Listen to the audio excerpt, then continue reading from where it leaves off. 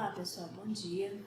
Depois de um longo tempo, que não aparecemos por aqui, hoje eu fui convidada a falar sobre os transtornos de aprendizagem, dificuldade, e é um prazer sempre a gente voltar e repensar sobre as nossas atitudes com as nossas crianças. Porque é claro que ela traz toda uma história, todas as suas características, e nós somos os grandes responsáveis por ajudá-las na caminhada de desenvolvimento da infância, da juventude e, por que não, do próprio adulto, considerando que nós temos muitas dificuldades pelo nosso caminho. E se é difícil para nós, que já somos grandes, muitas vezes nós temos a dificuldade em nos colocar no lugar da criança. Até porque a gente acaba dizendo, no meu tempo não era assim, no meu tempo era diferente, mas tudo mudou, todos nós passamos por mudanças e a sociedade com certeza a mesma coisa. Bom dia, Sandra, vamos pensando o que nós podemos fazer enquanto profissionais de saúde, enquanto profissionais de educação, enquanto pessoas que convivem com a criança, seja parente ou não. Eu sempre falo, e gosto de repetir, no trabalho voluntário que eu realizo com as crianças, nós percebemos o quanto esses serzinhos estão carentes de tudo. Não é só da questão financeira, material, que todos nós passamos por essas transformações, em função da política econômica, da política social, mas mesmo com todas essas dificuldades, nós temos que aprender a nos adequar e fazer uma reorganização mental, uma reorganização emocional, coisa difícil, tarefa complexa, mas que nós não podemos desprezá-los em função de que as crianças necessitam muito de nós. Nós somos os seus exemplos, os seus suportes, o espelho que a criança tem para procurar uma identificação e se fazer, junto com todas as suas características inatas que já trazem.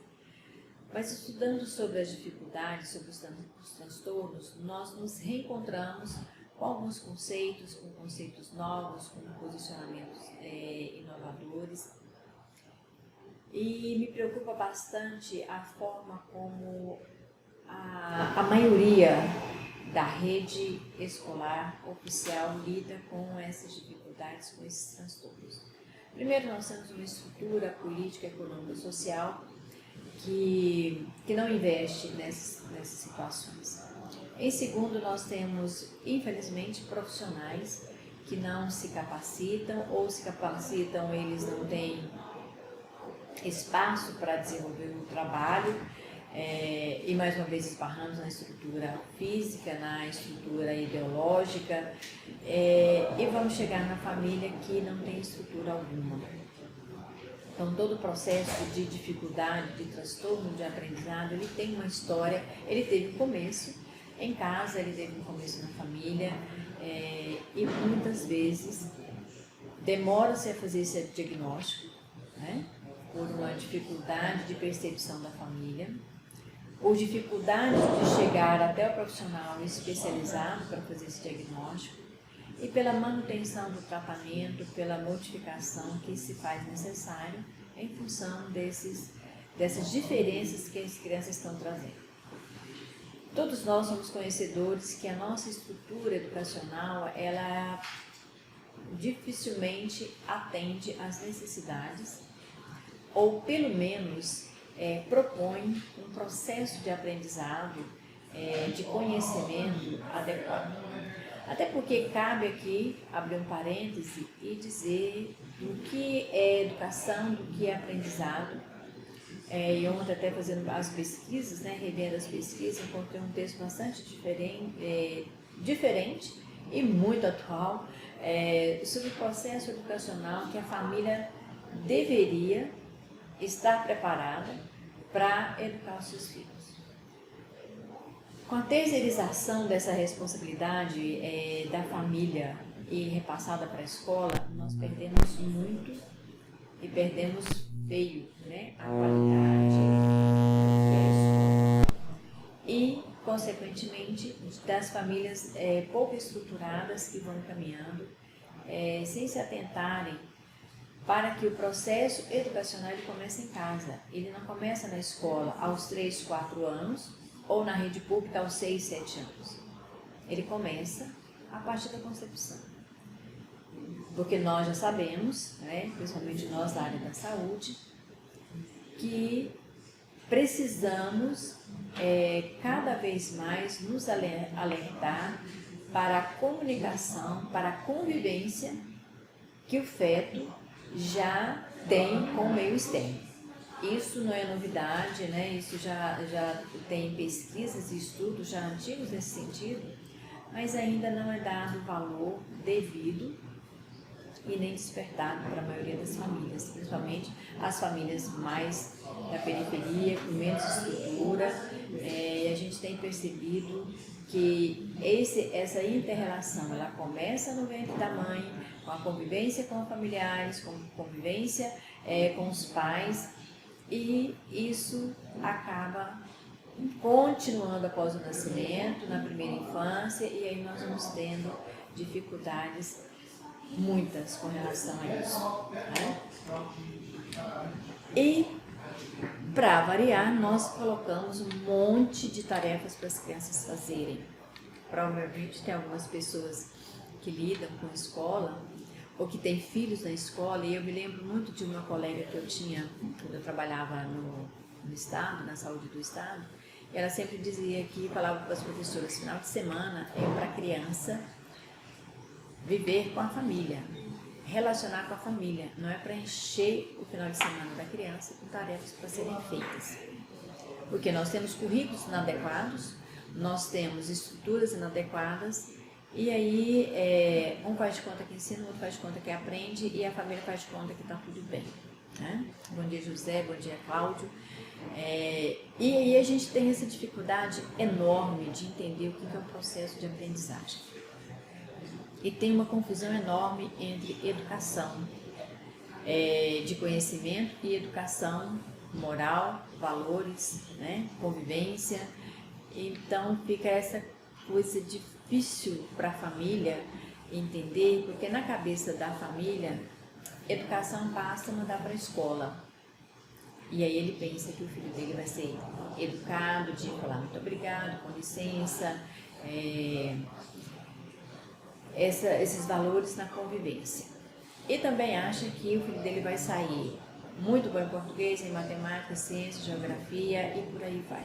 E no meio dessa confusão, temos a cabecinha da criança que não consegue acompanhar isso. Então, em algum momento, ela vai apresentar uma dificuldade de aprendizado. Até porque a nossa proposta é perceber qual a diferença entre transtornos e dificuldade de aprendizado. Nós vamos perceber ao longo da conversa, e em vários estudos que são feitos, até pela neuropedagogia, né, neuropsicologia, o que tem a ver a parte orgânica com a parte emocional, e nós já falamos aqui outras vezes, que não dá para descartar um do outro, né? O indivíduo ele é único, por isso que o símbolo na psicologia, né, o indivíduo é um triângulo, então é uma unidade, não dá para eu pensar em criança emocionalmente, em criança neurologicamente, não dá para pensar um indivíduo assim.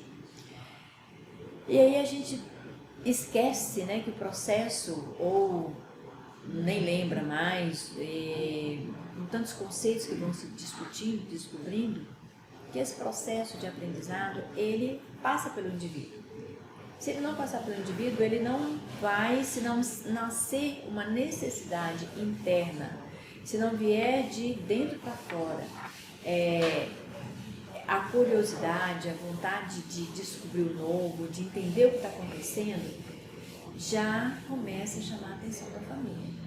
Porque a aprendizagem é um processo que se realiza do interior e manifesta-se na mudança de comportamento. seja ele qual for o conhecimento que está sendo aprendido. Que seja português, que seja matemática, que seja línguas, que seja uma invenção, né? Ela tem que nascer do indivíduo. E o que muitas vezes acontece com os nossos currículos pouco adequados? Eu entro com o currículo, né? Eu faço uma lavagem cerebral com um conteúdo que a criança não se percebe nele.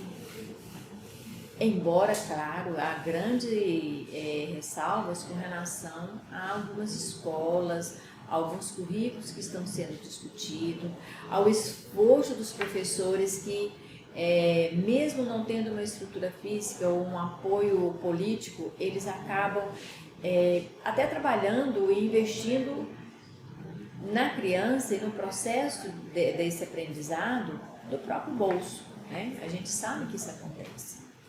Então, às vezes, eu preciso entender que o processo de aprendizado, ele passa pelo indivíduo, assim como o processo de saúde e de doença.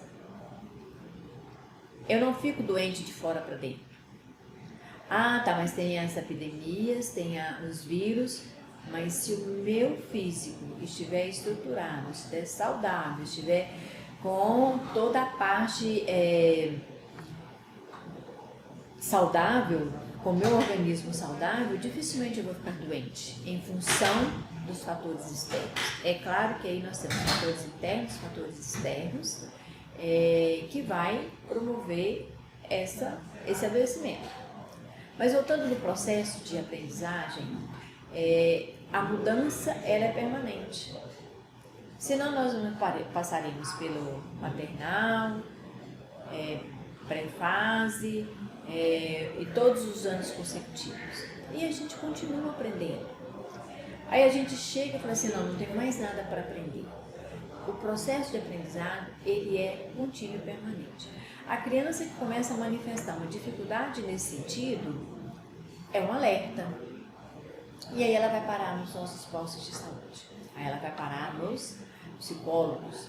Quando a família tem estrutura, a aceitação e abertura para isso, né?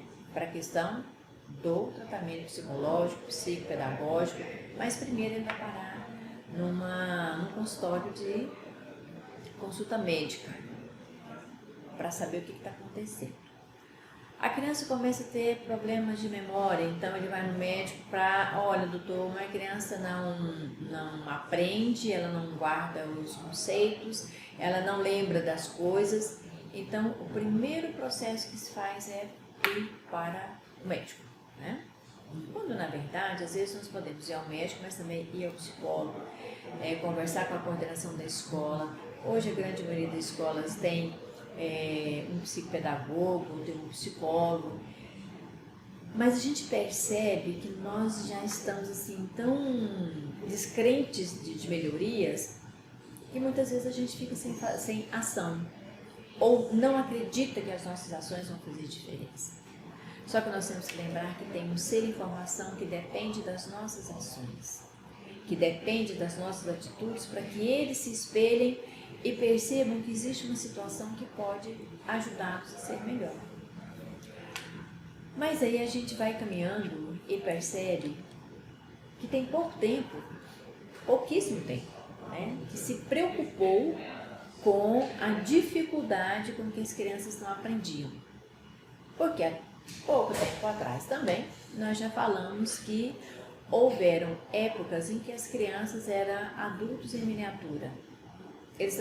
As crianças não eram levadas em consideração com as suas dificuldades, com as suas queixas, com seus altos e baixos de comportamentos, porque eles eram negligenciados ou por uma falta de conhecimento ou porque não tínhamos estrutura, não se incomodavam muito com a criança. Mas 50 e 70 está bem aqui, né? Muitos de nós aqui já éramos crianças em 1970 e lembramos exatamente como eram as nossas escolas e como era a relação dos nossos pais com a escola.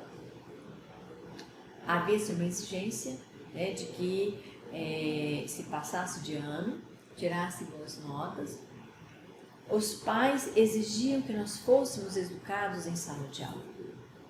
Então existia, mesmo que um processo de autoritarismo, uma preocupação de que o meu filho vai chegar na escola e vai ser um bom aluno através do bom comportamento.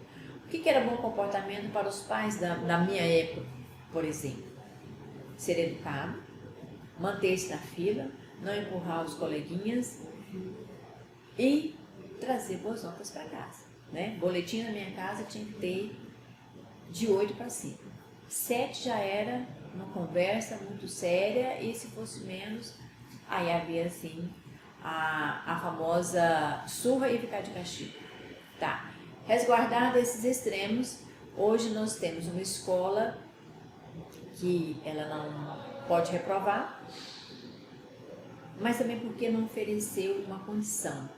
Então, quando saiu essa lei, essa afirmação de que não se podia mais reprovar o aluno numa série, ele não poderia passar, né, ficar retido, ele poderia caminhar. Hoje nós temos grandes problemas com leitura, escrita e, claro, tudo que acontece na infância vai responder aonde? No indivíduo adulto. É sequência, nós somos uma sequência. Se a gente pegar lá aquela figurinha de Darwin, né? Do macaco que levanta, que fica de quatro, que levanta, até apresentar uma postura ereta do Homo sapiens, nós tivemos uma sequência. Assim é o indivíduo hoje. É bebê, criança, adolescente, adulto e vai caminhando. Então, se eu tenho um problema aqui que não foi solucionado, que não foi resolvido, nós vamos ter os nossos consultórios de acompanhamento psicológico recheados de indivíduos adultos que estão perdidos na sua caminhada, que estão perdidos no seu processo de se fazer como pessoa, como gente. Então nós temos que, mesmo com as diferenças de conceitos, saber que a criança tem um problema. Ela está apresentando comportamentos relacionados à aprendizagem que precisam ser acudidos. Só que muitas vezes a família leva um tempo para perceber isso. E quando ela percebe, às vezes, muitas vezes, ela não tem o apoio necessário, o suporte necessário. Considerando a nossa rede educacional, considerando a nossa rede de saúde, considerando que serviços específicos são caros, né, não são mantidos publicamente, com algumas regiões que percebem isso e investem nisso com alguma dificuldade, já existe esse caminhar, mas a grande maioria não. Então nós precisamos de perceber que a expressão de desespero, a expressão de alheamento da criança, ela tem um motivo, ela tem uma história. E a gente percebe isso muito em sala de aula e fora da sala de aula. Quando eu estou trabalhando com as crianças, né, no final de semana, numa simples tarefa de pintar, de desenhar ou de montar uma história, de criar uma história, eles têm essa dificuldade, porque não é uma prática e não é um desenvolvimento. E aí nós nos perguntamos, tem um comprometimento neurológico, orgânico, ou tem somente comprometimento externo pelos fatores que estão em torno da criança? São duas situações diferentes, né? Por isso, qual a diferença entre transtorno e dificuldade? Há alguns autores que dizem que as dificuldades, por serem fatores externos, os desníveis de comportamentos, de níveis de aprendizagem, são mais facilmente retirados. Eu discordo de alguns. Porque, embora não tenha um cunho orgânico e neurológico, tem algumas dificuldades emocionais que são muito difíceis de serem retiradas. A criança que sofre uma separação dos pais, numa fase onde ela está sendo alfabetizada, a perda que ela tem é grande e a recuperação é de um processo longo, né? Eu creio que tem alguns colegas aí da psicologia que devem estar pensando nisso e percebendo o quanto difícil. às vezes, recuperar a autoestima da criança, recuperar nela a vontade de aprender, diminuir nela o excesso de agressividade com que ela manifesta. Então, tudo isso são coisas que nós devemos perceber, né? As dificuldades e transtornos de aprendizagem que se apresentam na infância têm sempre um forte impacto. Sempre o que nós sofremos na infância, nós vamos ter impacto sim na vida adulta. É claro que cada indivíduo vai ter, no decorrer aí da sua caminhada de infância até chegar na fase adulta, alguns auxílios, algumas ajudas que pode fazer com que ele reverta esse quadro. Mas nós sabemos que nós somos um depositário de histórias e que, volta e meia, nós vamos encontrar com as nossas, o que Freud chamava, né, com os nossos mecanismos de defesa que pode falhar, e de repente nós vamos ter aí um impacto com o qual a gente não contava, né? Os nossos fantasmas acordam e nós não sabemos o que fazer com ele. Esse impacto pode acontecer na vida da criança, da família e tudo ao seu redor, inclusive na sua aceitação e participação social. São aquelas crianças que a gente fala assim, nossa, ninguém suporta esse menino, que menino difícil, aonde ele chega ninguém quer brincar com ele, os adultos não suportam ele, mas ele não nasceu assim, ele não tem toda uma característica somente assim. Ele sofreu impactos externos que, em choque com a sua constituição de personalidade, com as suas características inatas, criou-se um impacto maior. Então é o jovem delinquente, é o adulto desequilibrado, é o profissional que não consegue se adequar ao grupo, e isso a gente sabe muito bem como é que funciona, né? Eu trabalho na saúde, sei como funciona quando o profissional não se adequa à equipe de trabalho. Todo um trabalho fica prejudicado, principalmente o usuário que ele atende. Então, nós precisamos estar sempre alerta aos comportamentos que a criança apresenta com relação à dificuldade de aprendizagem.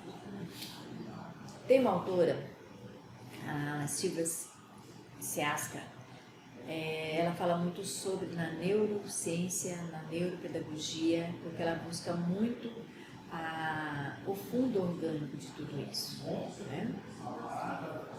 E juntando toda a essência orgânica com a essência externa, nós vamos ter um quadro mais alarmante, bombástico com relação ao desenvolvimento de qualquer processo de aprendizado da criança. Então, ela é uma compreendida, né? Toda dificuldade de aprendizado é uma forma peculiar e complexa de comportamentos que não se deve necessariamente a fatores orgânicos e que são, por isso, mais facilmente removíveis. Mas, e aqui entra a minha ressalva anterior, eles podem ser mais fáceis de remover, mas não necessariamente eles estão removidos 100%, porque fica sempre fica gravado no inconsciente, né? Ou no pré-consciente, tudo que a criança ouviu quando ela lembra na fase adulta que ela não consegue executar determinada tarefa ou que ela não consegue aprender um outro mecanismo da vida moderna e de toda a correria, ele vai sempre lembrar de que ele foi chamado de burra quando ele era criança. Esse menino é um burro, ele não aprende nada, ele não presta atenção, estou cansado de tentar te ensinar. Só que nós sabemos que o processo de aprendizado, ele passa também por quem ensina. E será que todos nós hoje somos bons educadores? Nós somos bons ensinadores? Nós somos bons treinadores para o colega novo que está chegando na equipe de trabalho? O aprendizado, ele acontece de dentro para fora, mas ele chega aqui fora e encontra uma estrutura boa ou ruim. E aí, quando se fala facilmente removíveis, mais facilmente, né, não significa que eles vão estar 100% removíveis. Nós temos um registro sempre acontecendo nas nossas vidas. E nós vamos lembrar de vez em quando. É claro que eu posso lembrar e ficar de boa, mas eu posso lembrar e ter usar uma palavra que bem dos tempos dos nossos avós, uma recaída, né? Que a gente chama de descompensação de comportamento. Por isso a importância do diagnóstico, do acompanhamento, do conhecimento profissional, em dar suporte para a família que tem uma criança que apresenta esses distúrbios, essas dificuldades, porque ele pode aparecer mascarado de uma outra forma, mas que nós vamos perceber que eram dificuldades desde o começo da vida da criança, né? Hoje a criança entra na escola muito mais cedo. Na minha época, até por questão financeira, né, na faixa etária de 50, 60 anos, não se ia para a escola com uma idade muito tenra. A gente brincava, a gente aprendia em casa algumas coisas para depois ir para a escola. Hoje o processo de terceirização, né, e a família acredita que a criança está sendo educada para conhecimentos e para valores morais, a criança vai para a escola muito cedo, vai para a creche muito mais cedo. Então o processo de aprendizado ele começa muito mais cedo atualmente. E aí, todas essas dificuldades podem acontecer por uma convivência lá na creche, com o amiguinho. A criança pode começar a apresentar resistências pelo novo, por uma situação de creche, por uma situação com a avó, com o avô, com uma tia. Então, o processo de aprendizado, ele é emocional também.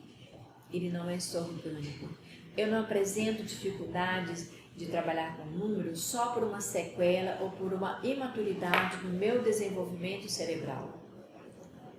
Eu posso apresentar uma dificuldade de aprendizado porque eu não quero contato com o novo. O novo me assusta, o novo me causa pânico. E não deveria ser, né? A criança é curiosa, ela gosta de descobrir coisas novas, mas tem criança que não tem. E a gente vai falar disso numa outra oportunidade. A dificuldade de aprendizado, ela caracteriza fundamentalmente pela presença de dificuldades no aprender, na leitura, na escrita, na matemática, na convivência, no aceitar a troca do brinquedo, no aceitar a troca de ambiente. Aqui nós estamos focando no aprendizado do conhecimento acadêmico, mas todo o nosso aprendizado é constante. Eu preciso, inclusive, aprender a conviver com as pessoas diferentes. Eu preciso aprender a conviver com as minhas dificuldades. E às vezes isso é tão gritante, tão impactante para a criança na sua estrutura pequena e em desenvolvimento, que vai causar uma sequela ou impacto muito grande na vida adulta.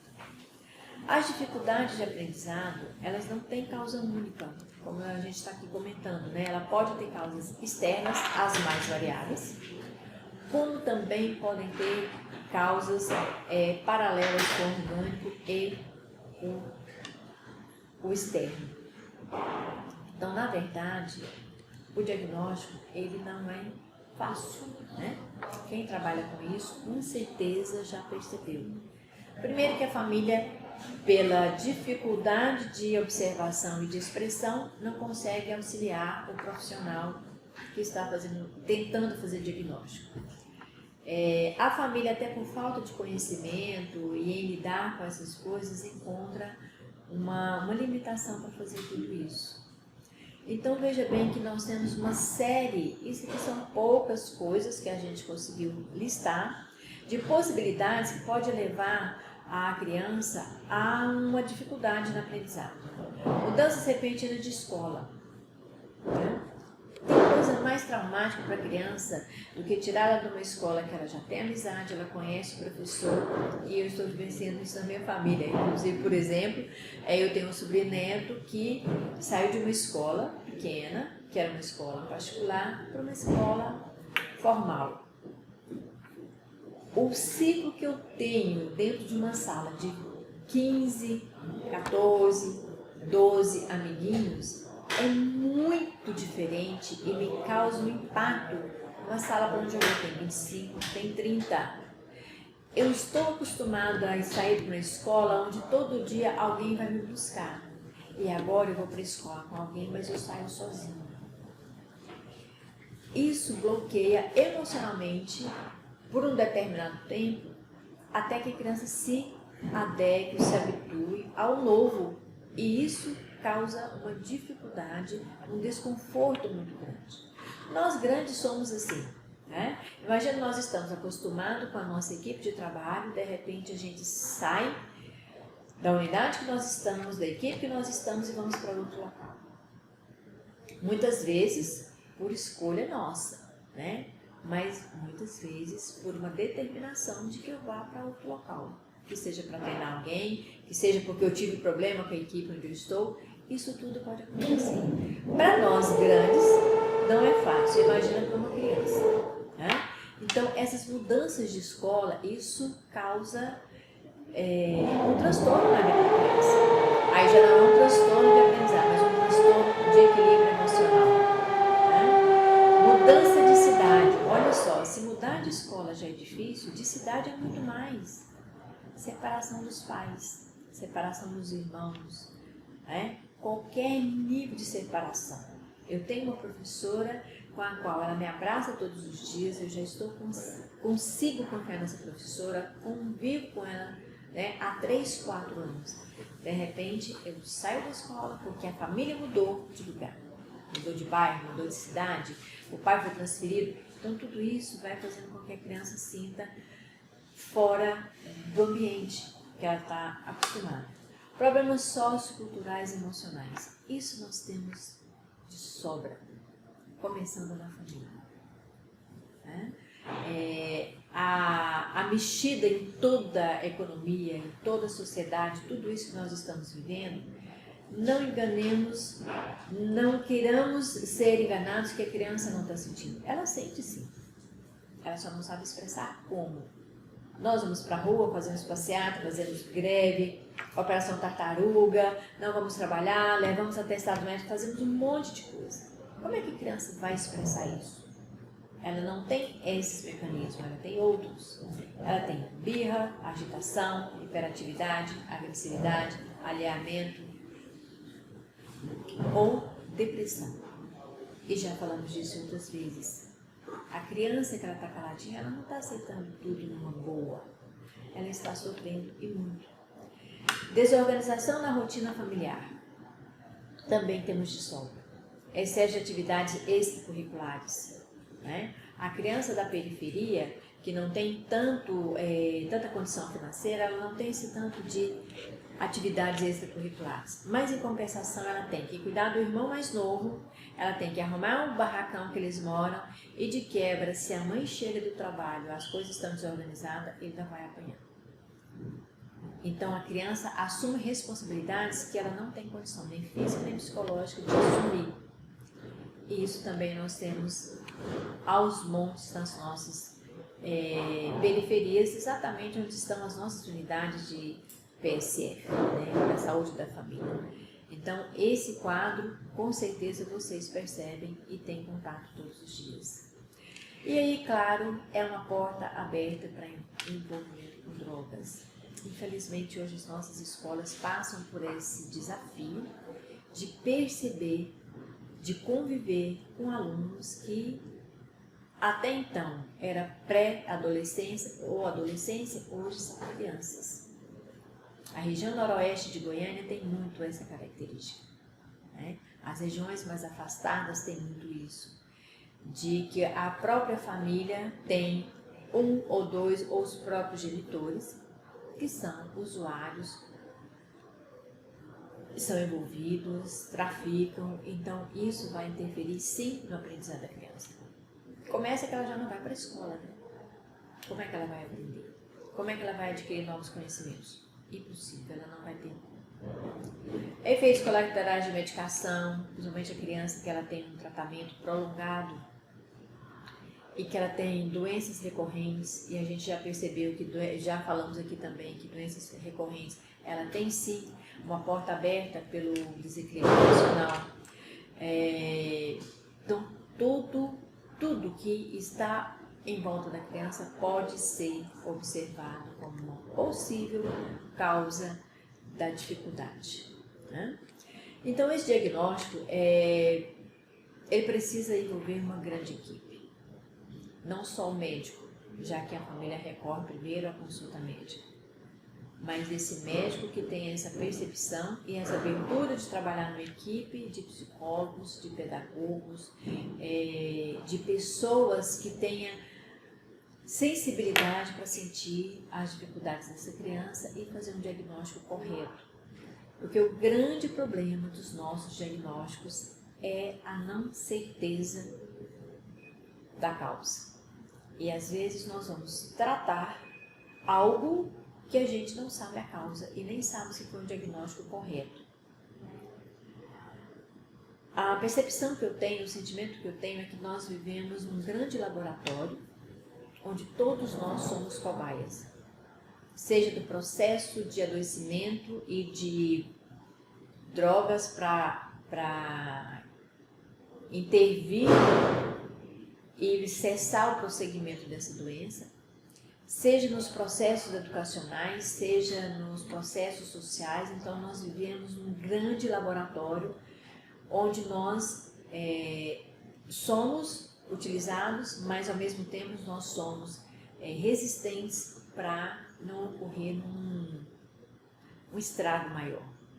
Então eu percebo hoje a dificuldade da aprendizagem da criança num contexto muito grande, uma globalidade extrema, porque a criança ela tem contato com todos os tipos de informações que ela não consegue processar. Depois do advento da internet, o caos se instalou. Porque se os pais em casa vigiavam o computador de mesa, né, os PCs antigos, hoje nós temos isso na palma da mão. E os próprios familiares criam essa facilidade. É o tablet, é o smartphone, né? E eles têm acesso a tudo.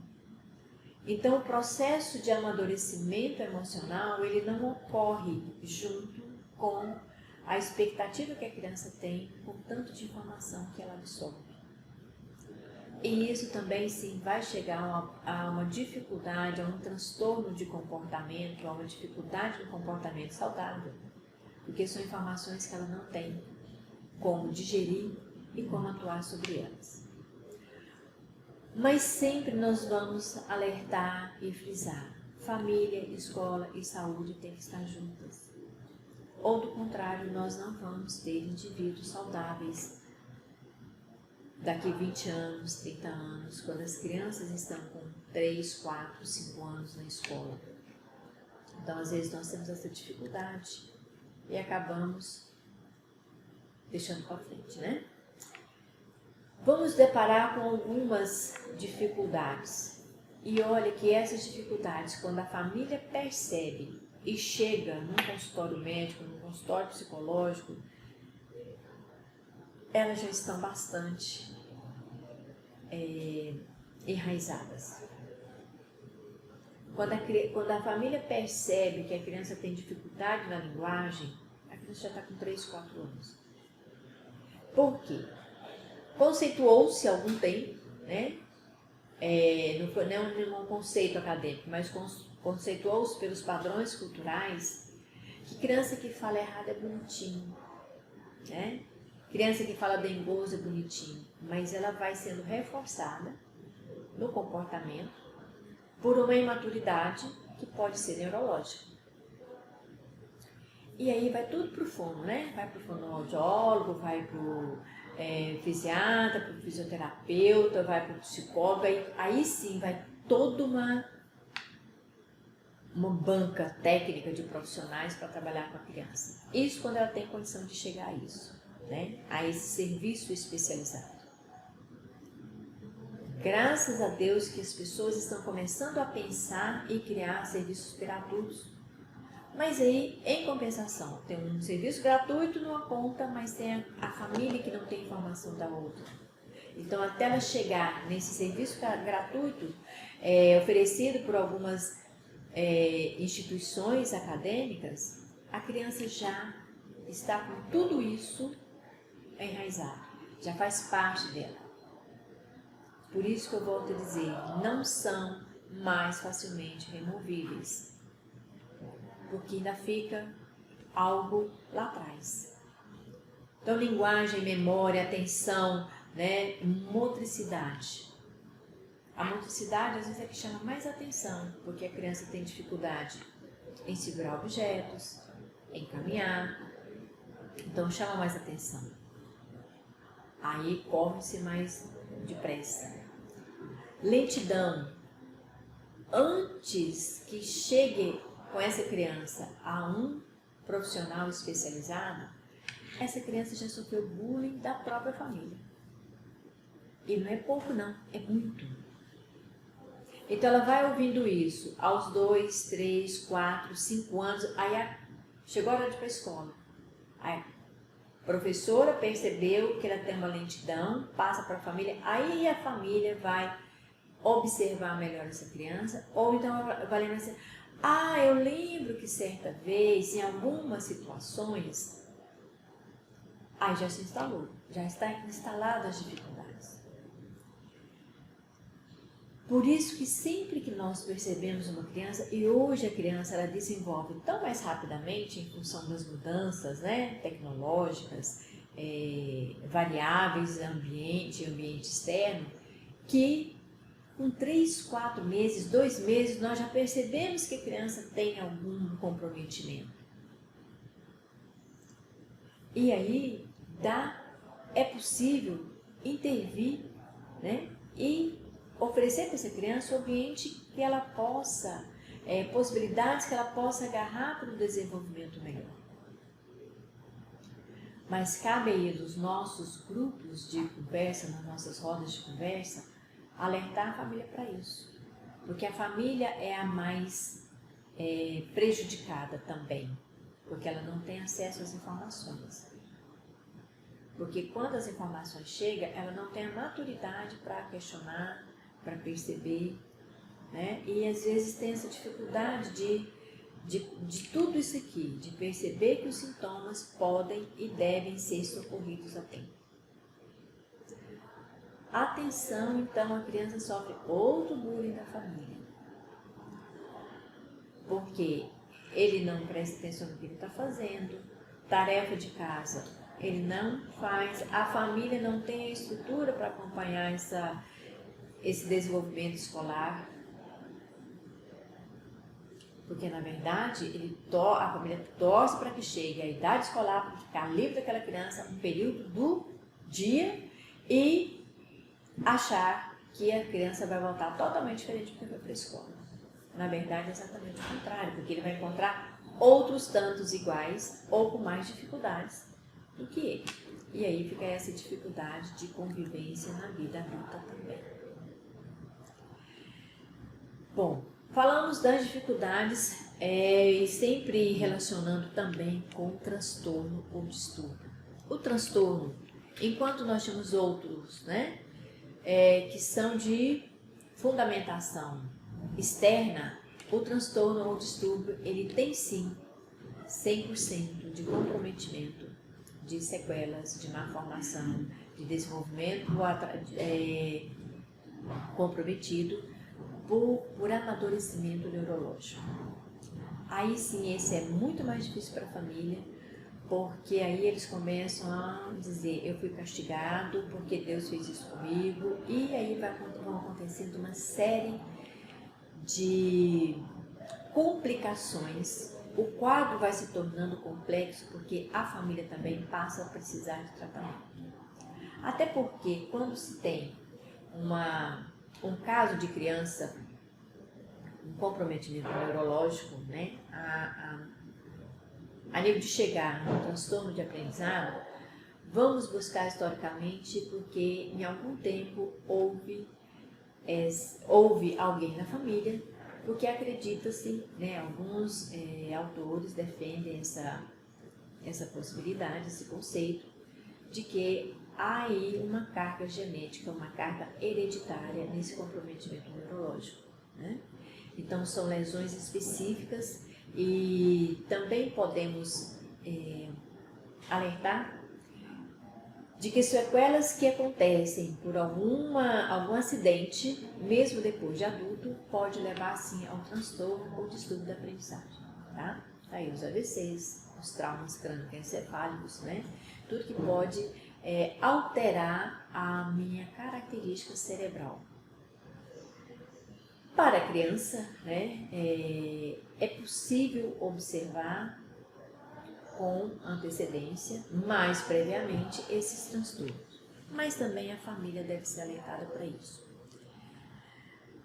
Com o grande advento aí dos nascimentos, né, de crianças com microcefalia, o trabalho das equipes triplicou, né, o atendimento, foi um número assustador. Alertou algumas famílias que até então não tinham diagnóstico de microcefalia nas crianças e fez com que a sociedade como um todo alertasse para esse fato e para as consequências que isso pode ter no aprendizado e na vida adulta da criança. Se as dificuldades elas têm um impacto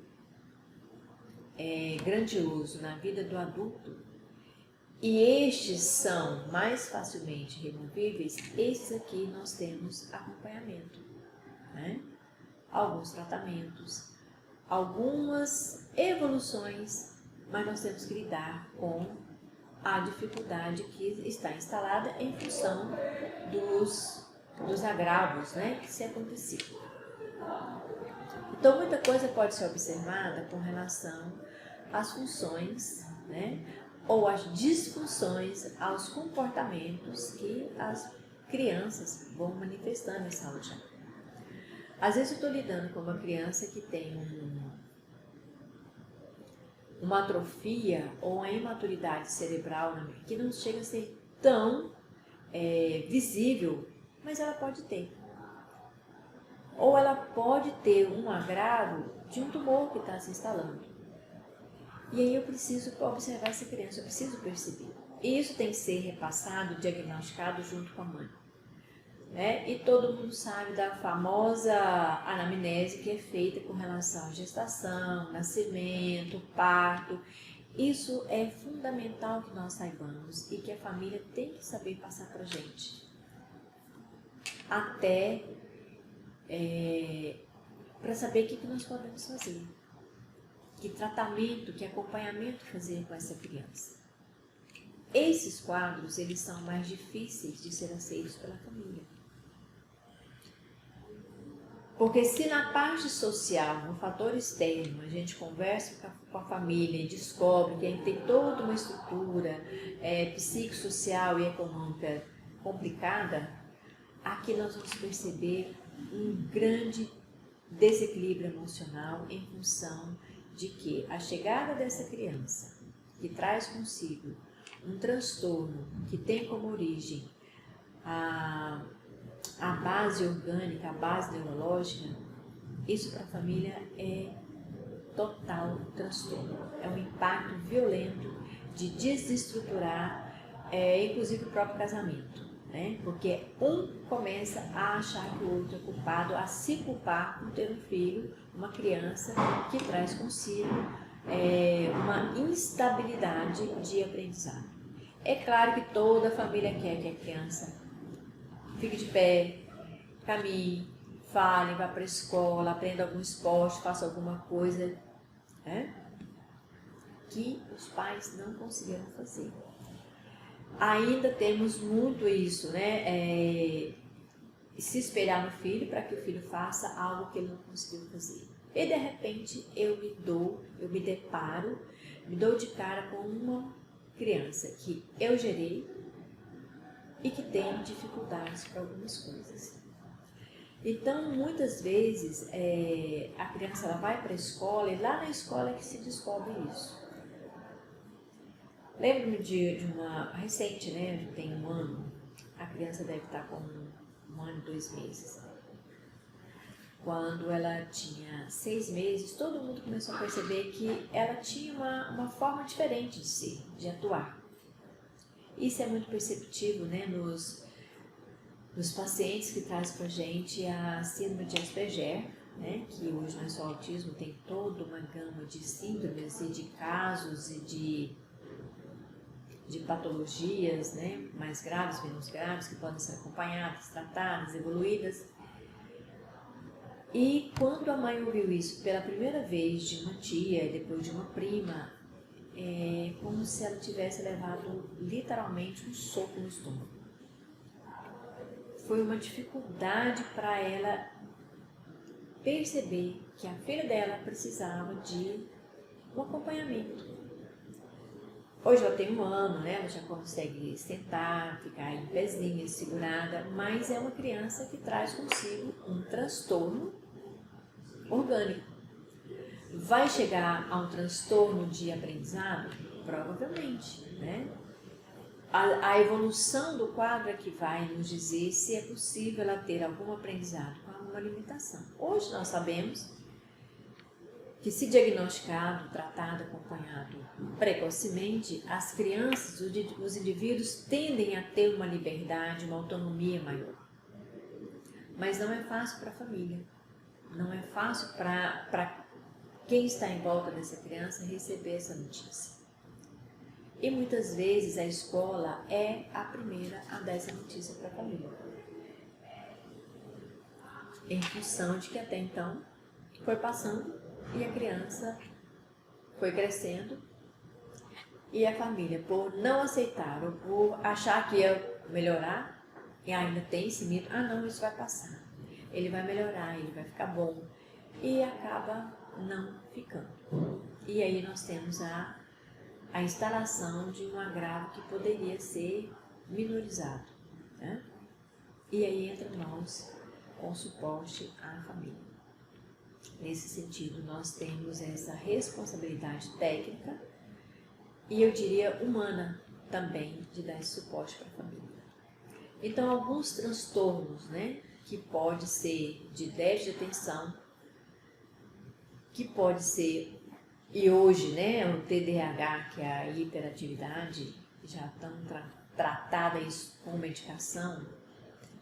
Eu acredito que muitos quadros têm que ser revistos, né?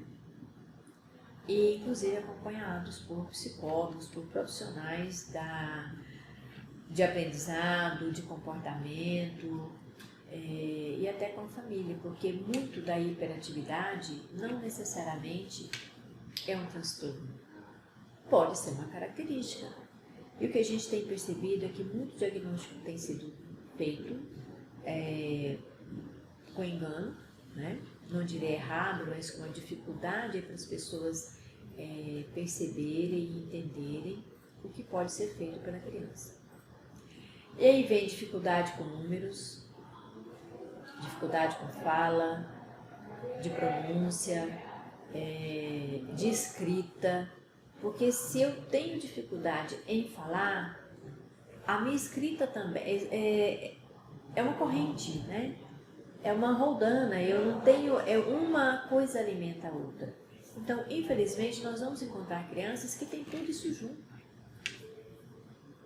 Porque nós somos indivíduos, a criança é um indivíduo, então uma coisa vai se juntando à outra e não tem como separar. O que pode acontecer no processo de aprendizado, e aqui também vale lembrar que se a criança ela tem um transtorno de base orgânica para o aprendizado, ela também vai ter um transtorno emocional, né? Ela vai ter uma dificuldade de interação social, ela vai ter uma dificuldade porque ela não é aceita por todo mundo com muita facilidade.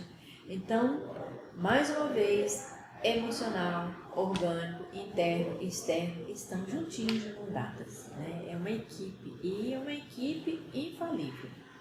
Se um não estiver bem, o outro vai sofrer consequência, o todo se compromete.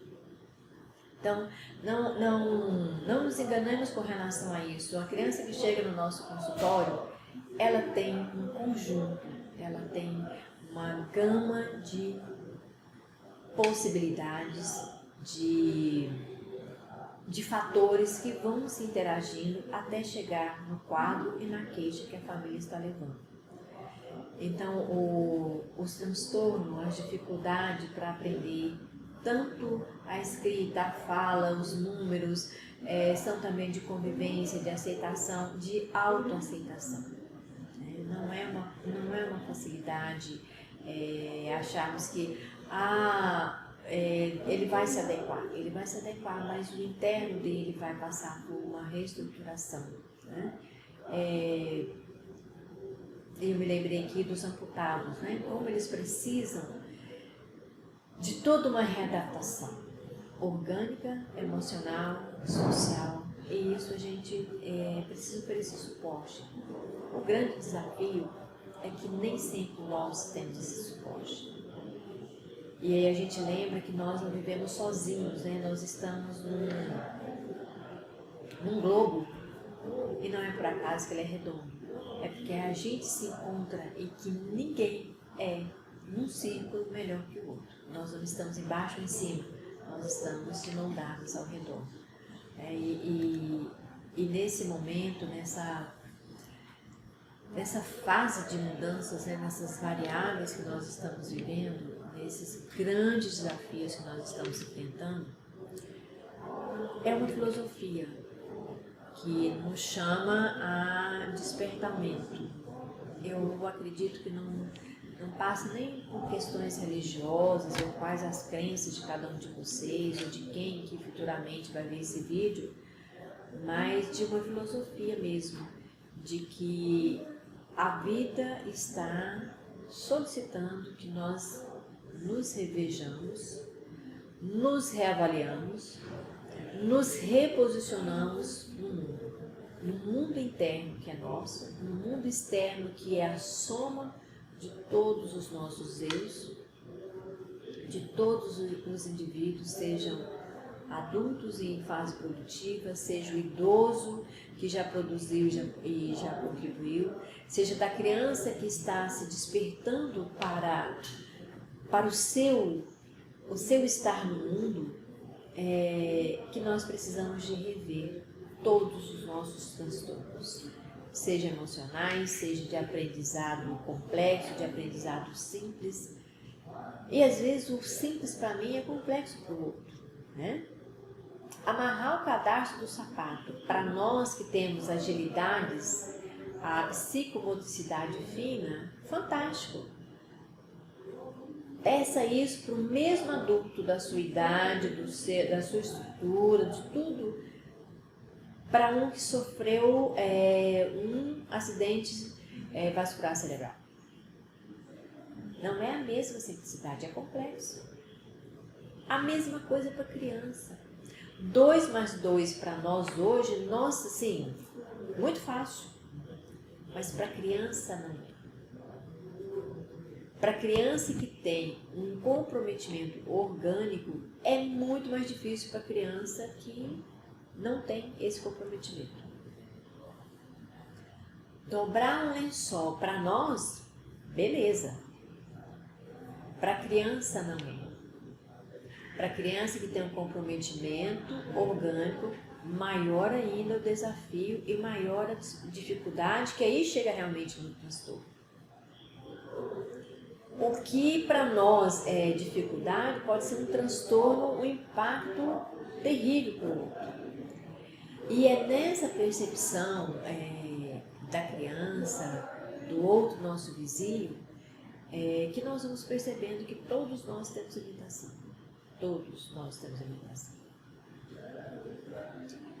E se é difícil para nós assumirmos as nossas limitações, para o outro também é. Para a criança mais ainda.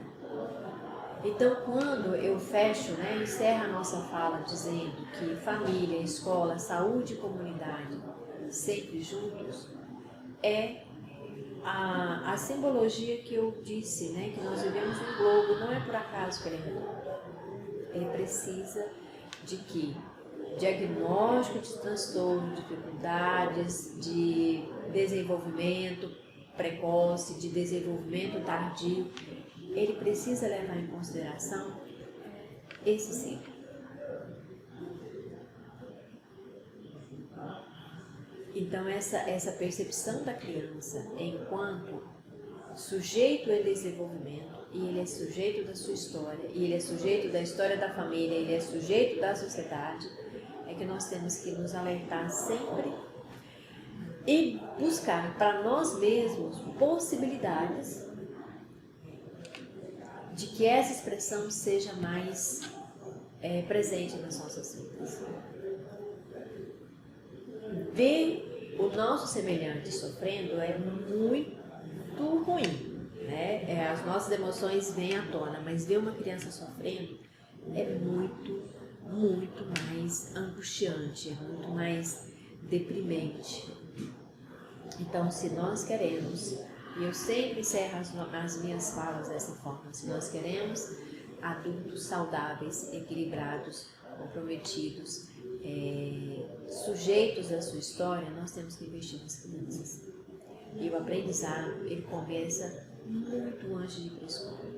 Muito. Eu tenho certeza que todos nós, se não temos filhos, que é o meu caso, todos nós temos sobrinho neto, o filho do vizinho, um trabalho na comunidade, qualquer que seja o nosso trabalho, nós temos contato com criança. Nós não vivemos um mundo só de idosos, porque o dia que tiver só idosos nós vamos parar de existir, porque não tem usar aqui a linguagem, né, de organização e método, não tem retroalimentação. A criança é a alimentação do adulto, e o adulto é a alimentação da criança. Então nós vivemos um ciclo, um processo de retroalimentação. Que possamos nós, enquanto famílias, enquanto escola, enquanto saúde, enquanto comunidade, tratarmos das nossas crianças para que possamos ser uma sociedade saudável, equilibrada. Um bom dia a todos e muito obrigada.